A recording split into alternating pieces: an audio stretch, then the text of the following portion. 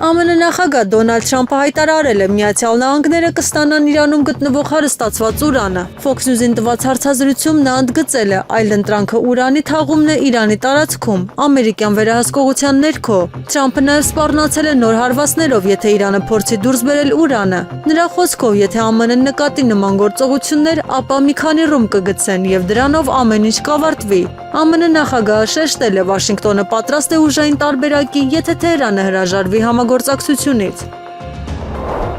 Իսրայելի վարչապետ Բենյամին Նեթանյահուն հայտարարել է Իրանը այսօր ավելի թույլ է, քան երբևէ, իսկ Իսրայելը ավելի ուժեղ։ Երուսաղեմի օրվա նվիրված արարողության ժամանակ նա նշել է. Իսրայելը շարունակելու է պայքարել արմատական իսլամի բոլոր սպառնալիքների դեմ։ Նեթանյահուն պնդել է, եթե Իսրայելը ռազմական գործողություններ չսկսեր Իրանի միջուկային ծրագրի դեմ, ապա Թեհրանը արդեն կունենար միջուկային ռումբ։ Նրա խոսքով Իսրայելը փոխել է մերձավոր արևելքի դեմքը, հարվածելով Իրանի, Համասի եւ Հեզբոլլահի դիրքերին։ Իսրայելի վարչապետը նաև հայտարարել է Երուսաղեմը հավերժ կմնա Իսրայելի վերահսկողության տակ։ Նա ընդգծել է Իսրայելը շարունակելու է ամրապնդել դաշինքները տարածաշրջանի չափավոր ուժերի հետ։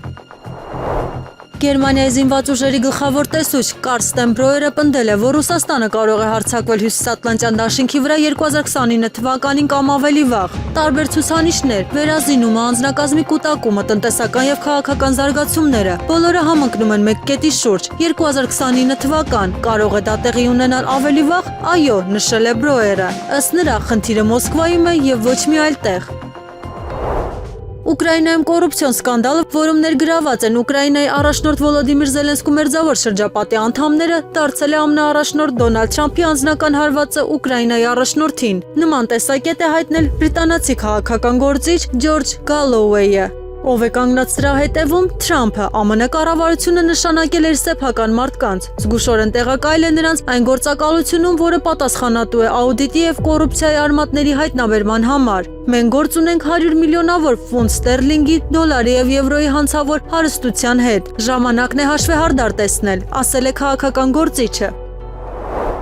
Իրանի Իսլամական Հանրապետությունը կարող է կամ գործար կնքել Միացյալ Նահանգների հետ, կամ էլ կործանման վտանգի առաջ կանգնել, հայտարարել է ԱՄՆ նախագահ Դոնալդ Թրամփը։ Նրանք կարող են գործար կնքել կամ էլ կործանման վտանգի առաջ կանգնել։ Ես դա չեմ ուզում անել, հայտարարել է Սպիտակ տան ղեկավարը։ Թրամփը կարծում է, ամերիկացիները կարող են հարստացված ուրան ստանալ Իսլամական Հանրապետությունից։ ԱՄՆ նախագահը ենթադրել է, որ նյութերը կարող են թաղվել գետնի տակ, բայց ինքը կնախընտրեր դրանք հեռացնել։ Թրամփը նաև սպառնացել է կրկին ռմբակոծել Թեհրանը ուրանի հասանելիություն ստանալու համար։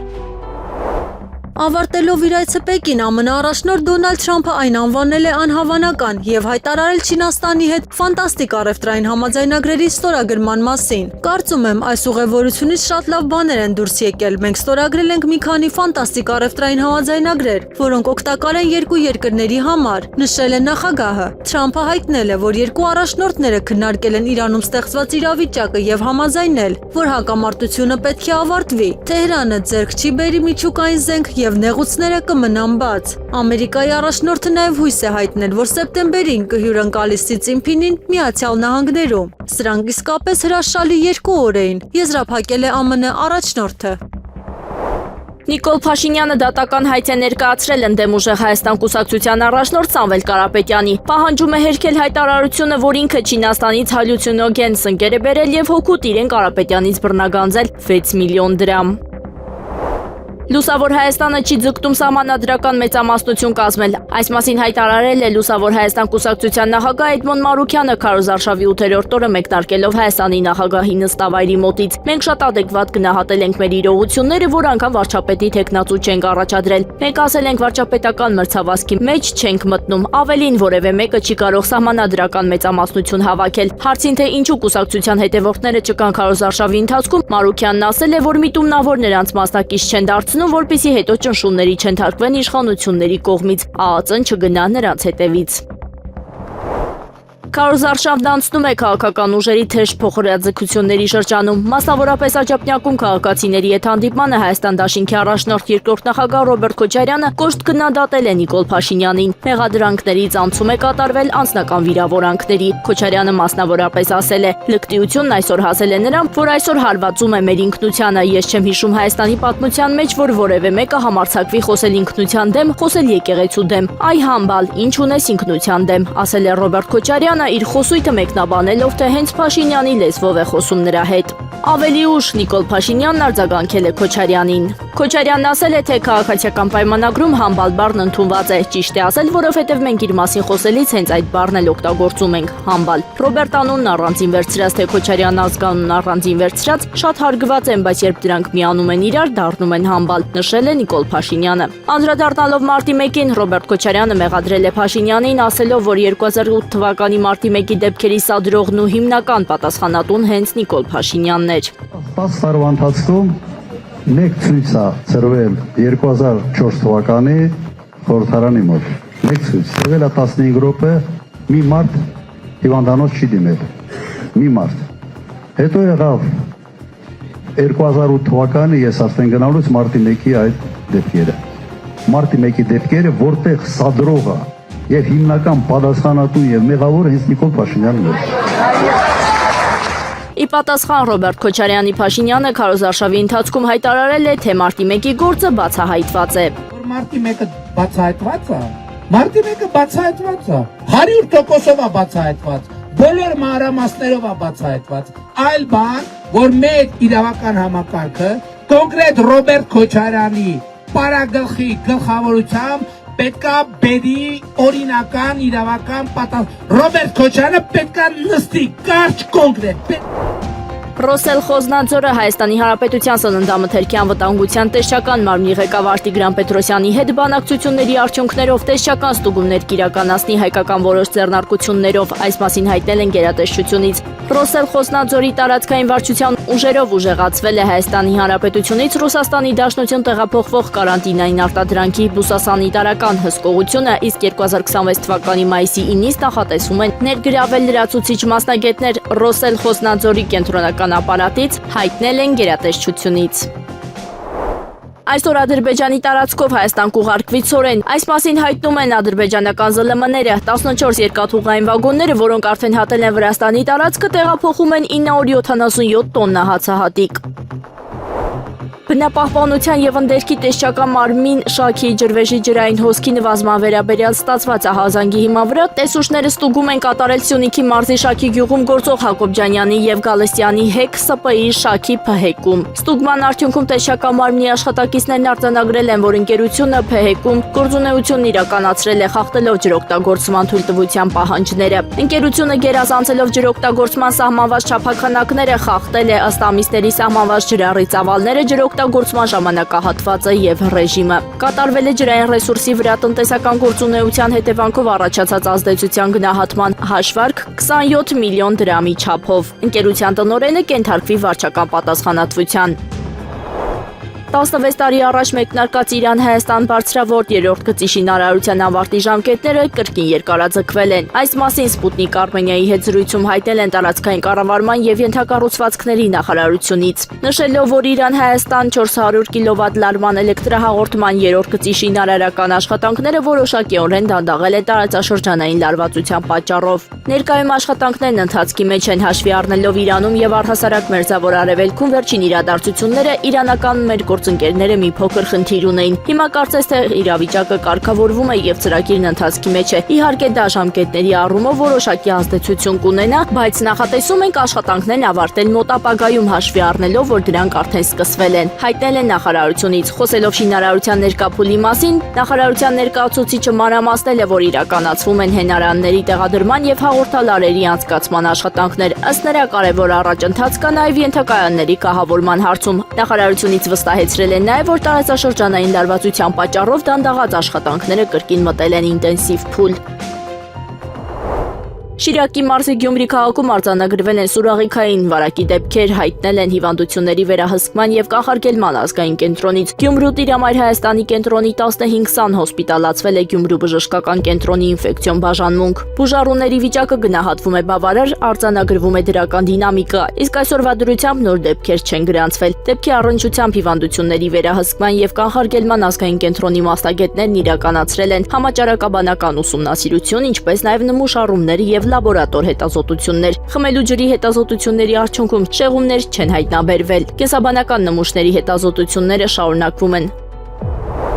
Հայաստանը չի անցել Եվրատեսիլ 2026-ի եզրափակիչ փուլ 3 Վիեննայում կայացած մրցույթի երկրորդ կիսաեզրափակիչը, որին մասնակցում էր 15 երկիր, որոնցից միայն 10-ը սակայն ստացավ ուղեգիր դեպի մեծ եզրափակիչ։ Երկրորդ կիսաեզրափակիչը հաղթահարեցին հետևյալ երկրները՝ Բուլղարիա, Ուկրաինա, Նորվեգիա, Ավստրիա, Ռումինիա, Մալթա, Կիպրոս, Ալբանիա, Դանիա, Չեխիա։ 2026 թվականի եզրափակիչ փուլը կայանալու է մայիսի 16-ին։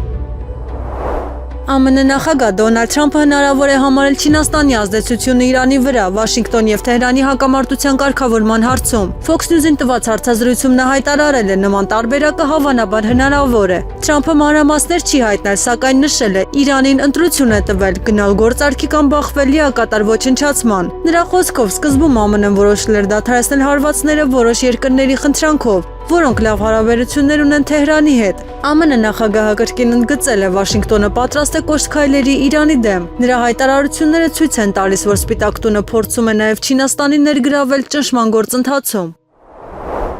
Լիտվայի արտաքին գործերի նախարարություն կանչված Բելարուսի դեսպանատան ժամանակավոր հավատարմատարին վճռական բողոք է ներկայացվել Լիտվայի օդային տարածքի խախտման պատճառով։ ԱԳՆ-ում հայտարարել են, միջադեպը սպառնալիք է ստեղծել քաղաքացիական ավիացիայի անվտանգության համար եւ ստիպել ժամանակավորապես սահմանափակել Վիլնյուսի օդանավակայանի օդային տարածքի օգտագործումը։ Լիտվական կողմը հայտարարել է, նման միջադեպերը դիտարկում են որպես միջազգային իրավունքի լուրջ խախտումներ եւ Լիտվայի դեմ ուղղված հիբրիդային հարձակումներ։ Սահմանափակումների հետևանքով մեկ ինքնաթիռ վերահասցեագրվել է Կոպենհագեն, եւս մեկը չվերթը չեղարկել է, իսկ ավելի քան 120 ուղևոր խնդիրների առաջ է կանգնել։ Լիտվան կրկին պահանջել է, որպեսզի Բելարուսը վերահսկի օդային տարածքը եւ կանխի նման խախտումները։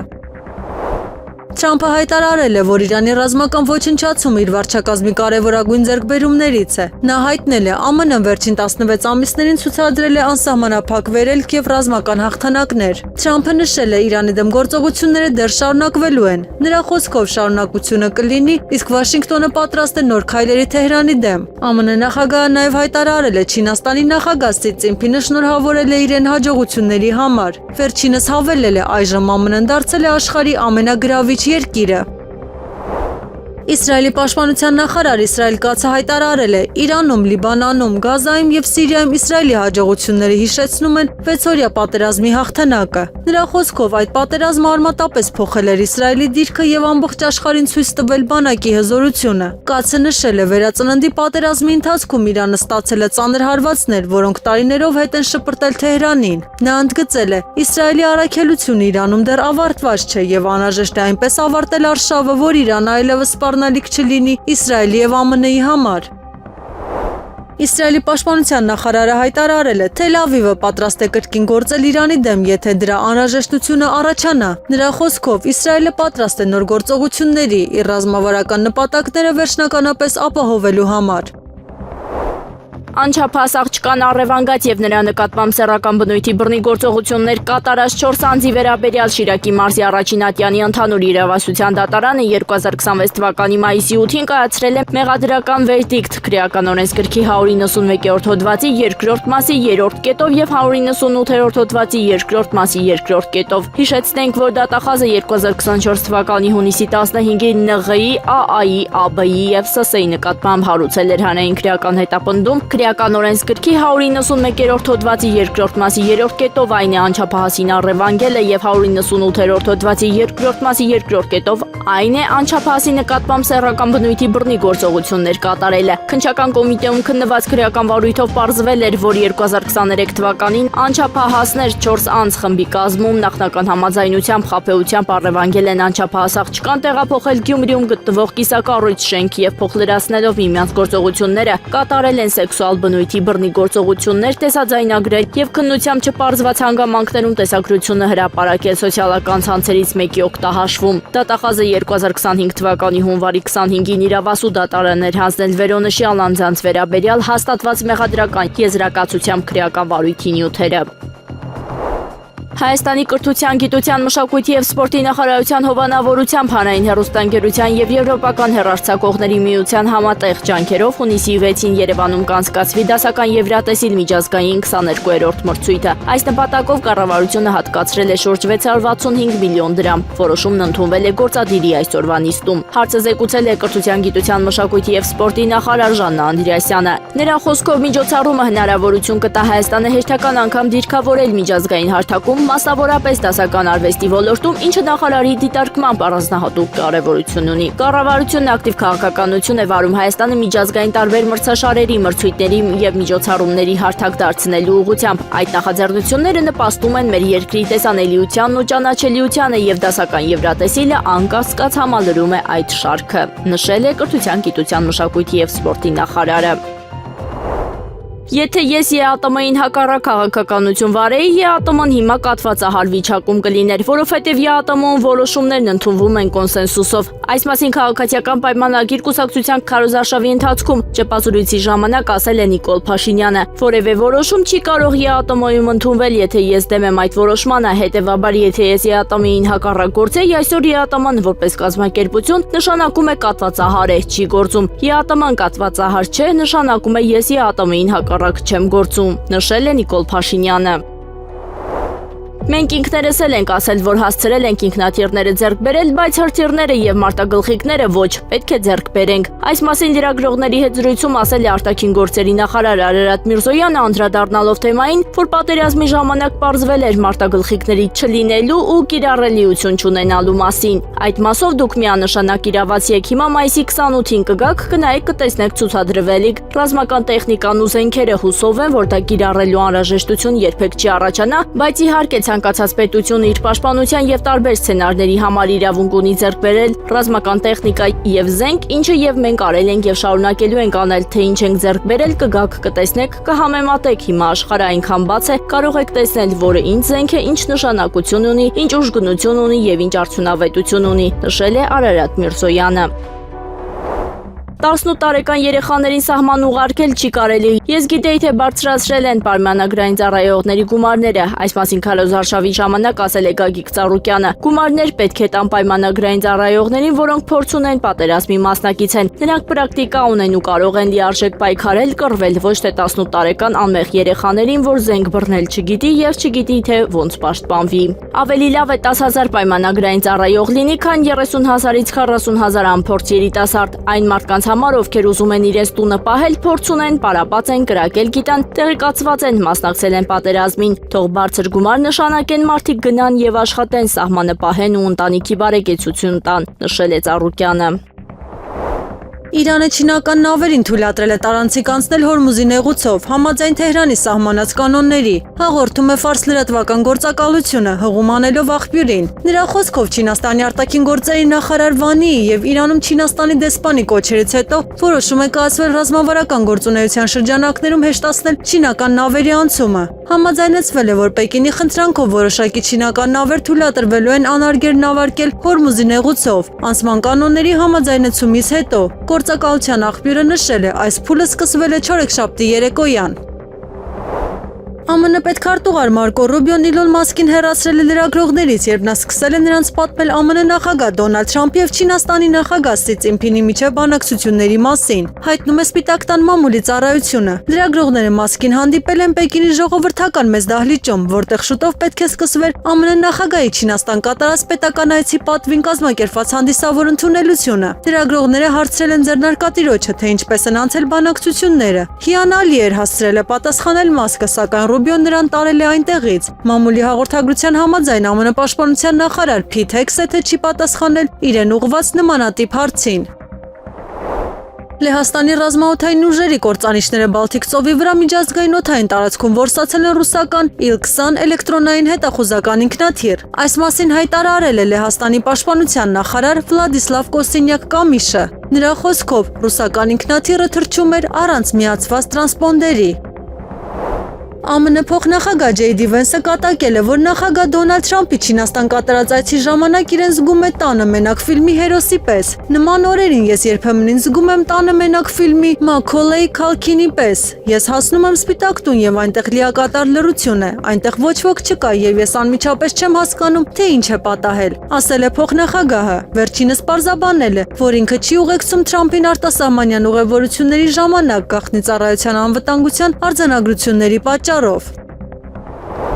Չինաստանը Միացյալ Նահանգների գլխավոր աշխարհաքաղաքական մարտահրավերն է։ Նման հայտարարությամբ հանդես է եկել ԱՄՆ պետքարտուղար Մարկո Ռուբիոն։ Նա նշել է, Միացյալ Նահանգները պետք է հավասարակշռություն գտնի Չինաստանի հետ իր հարաբերություններում եւ պահպանի առողջ հարաբերություններ նրա հետ համաշխարհային կայունությունը պահպանելու համար։ Չնայած աշխարհաքաղաքական մրցակցությանը Չինաստանը ներկայացնում է ինչպես մեր գլխավոր աշխարհաքաղաքական մարտահրավերը, այնպես էլ մեր ամենակարևոր հարաբերությունները, որոնք պետք է պահպանենք։ Մեր շահերը կհասնեն նրանց շահերին եւ պատերազմից խուսափելու եւ աշխարհում խաղաղություն ու կայունությունը պահպանելու համար մենք ստիպված կլինենք կառավարել այդ հակամարտությունները, հայտարարել է պետքարտուղարը։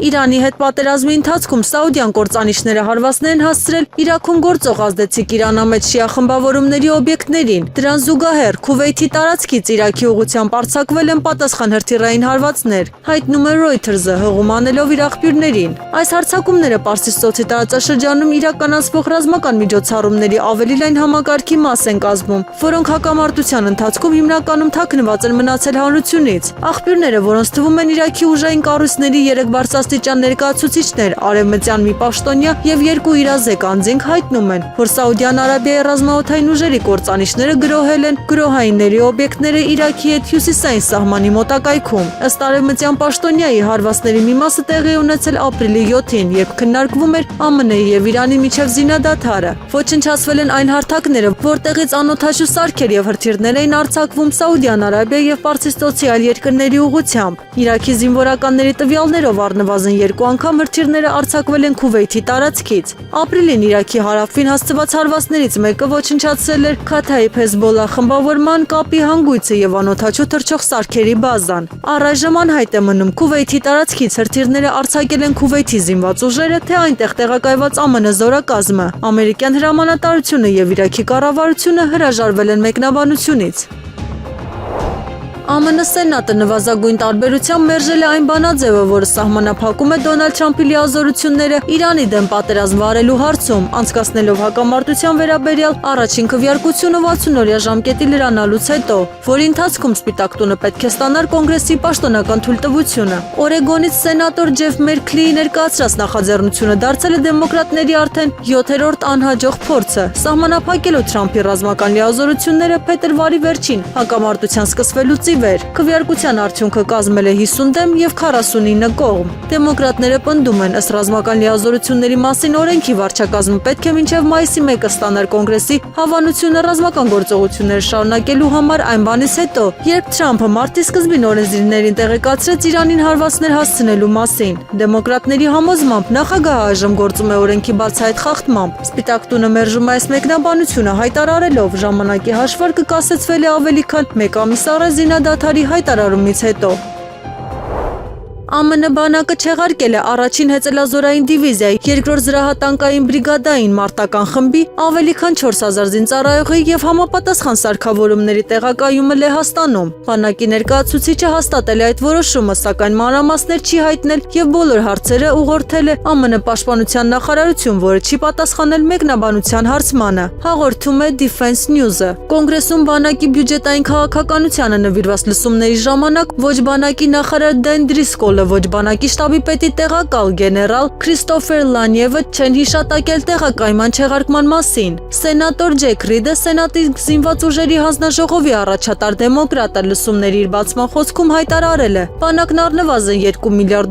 բյուջետային դեֆիցիտ ունի ընդլայնված գործողությունների պատճառով, ներառյալ ազգային գվարդիայի ստորաբաժանումների տեղակայումը Վաշինգտոնում, բանակի ստորաբաժանումների մասնակցությունը ԱՄՆ սահմանի պահպանությանը։ Նա մտահոգություն է հայտնել այն ազդեցության վերաբերյալ, որը դա ունենում է պատրաստության եւ գործողությունների վրա, սակայն այդ հարցը լսումների ժամանակ մանրամասն չի քննարկվել։ Ըստ ABC News-ի բանակի իրական բյուջետային դեֆիցիտը զգալիորեն բարձր է ռիդի գնահատականից։ Բանակային պաշտոնյաների խոսքով այն կազմում է 4-ից 6 միլիարդ դոլար։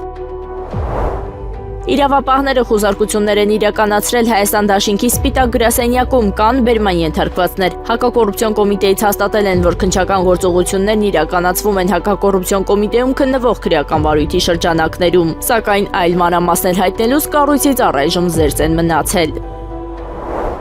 Հակակոռուպցիոն դատարանը վարույթ է ընդունել գլխավոր դատախազության ապօրինի ծագում ունեցող գույքի բռնագանձման վերաբերյալ հերթական հայցադիմումը։ Գլխավոր դատախազության ապօրինի ծագում ունեցող գույքի բռնագանձման գործերով վարչությունը պահանջ է ներկայացրել դատարանին նախին գլխավոր դատախազ Աղվան Հովսեփյանի եղբայր, Երևանի Աջափնյակ վարչական շրջանի նախկին ղեկավար, Ազգային ժողովի նախկին պատգամավոր Ռուբեն Հովսեփյանից եւ նրան փոխկապակցված անձանցից հօգուտ Հայաստանի Հանրապետության բռնագանձել 3 անշարժ գույք, որոնցից 2-ը Երևան քաղաքում, 1-ը Աշտարակ համայնքի Արտաշավան բնակավայրում, 1 տրանսպորտային միջոց, 1 իրավաբանական անձում մասնակցություն, 236 միլիոն 827 հազար դրամ որպես ապօրինի դրամական միջոցների մնացորդ։ Հերթական մանկապղծության դեպքն է տեղի ունեցել Տավուշի մարզի գյուղերից մեկում, սակայն հանցագործներն այժմ ազատ շրջում են։ Սկզբում քրեական գործ է հարուցվել, հանրային քրեական հետապնդում է իրականացվել 1965 թվականին ծնված Ավանեսյանի եւ Ռ. Եսայանի նկատմամբ, սակայն Տավուշի մարզի դատախազ Հակոբյանի որոշմամբ հանրային քրեական հետապնդումը դադարեցվել է։ Այս մասին New Day-ին ահազանգել է տուժող աղջկա հարազատներից մեկը։ Ըստ հարազատի, այդ ժամանակ 14-ամյա աղջիկը ցուցմունք է տվել, մասնակցել է դեպքի վայրի զննությանը եւ մանրամասնել դեպքի հանգամանքները։ Երեխան փորձեց ապացուցել տեղի ունեցածը, բայց տեր չուներ, ահաբեկված էր, մայրը մահացած էր, իսկ հայրը հետագայում հրաժարվեց երեխայի խնամակալությունից։ Սկզբում նա ցուցմունք էր տվել, պատմել էր դպրոցի տնօրենին, սակայն հիմա հրաժարվում է խոսել այդ թեմայով։ Երեխան այժմ գտնվում է խնամքի կենտրոնում։ Ինչքան գիտենք, նրան առանց փաստաբանի 4 ժամ հարցաքննել են։ Հարցաքննությանը մասնակցել է նաև Բերդի համայնքապետարանի սոցիալական աջակցության բաժնի աշխատակիցը, որը մեր տեղեկություններով գործով անցնող մեղադրյալներից մեկի բարեկամն է։ Եսայանը, նշել է աղջկա հարազատը։ Ըստ լրատվամիջոցին դիմաց քաղաքացու Վեդիի դեպքից հետո կարծում են, որ եթե հետամուտ լինեն, այս դեպքն էլ կարող է բացահայտվել։ ԱՄՆ նախագահ Դոնալդ Թրամփը փոխնախագահ Ջեյ Դի Վենսին ուղղված նամակում մանրամասն հրահանգներ է թողել այն դեպքում, եթե ստիպված լինի փոխարինել նրան պետության ղեկավարի պաշտոնում մինչև իր նախագահական ժամկետի ավարտը։ Այս մասին New York Post-ին հայտնել է Սպիտակ տան ազգային անվտանգության խորհրդի հակահաբեկչական հարցերով ավագ տնօրեն Սեբաստիան Գորկան։ Սեղանի դարակում կա փոխնախագահային ուղղված նամակ, եթե Թրամփի հետ ինչ-որ բան պատահի, ասել է նա։ Կառավարության այսօրվա նիստում ընդունվել է նաև նախագիծը, որով վերանայվում են զինվորական ծառայության պիտանիության որոշ չափանիշներ, փոփոխությունների արդյունքում ականապայթյունային եւ հրազենային վիրավորումներից հետո ապաքինված ու ֆունկցիոնալության որոշակի վերականգնում ունեցող քաղաքացիները հնարավորություն կունենան սահմանափակումով պիտանի ճանաչվելու եւ դիմելու պայմանագրային զինվորական ծառայության։ Նախագծի նպատակը զինվորական բժշկական փորձաքննության կարգավորումների արդիականացումն ու փորձառու նախկին զինծառայողների ներգրավման հնարավորությունների ընդլայնումն է։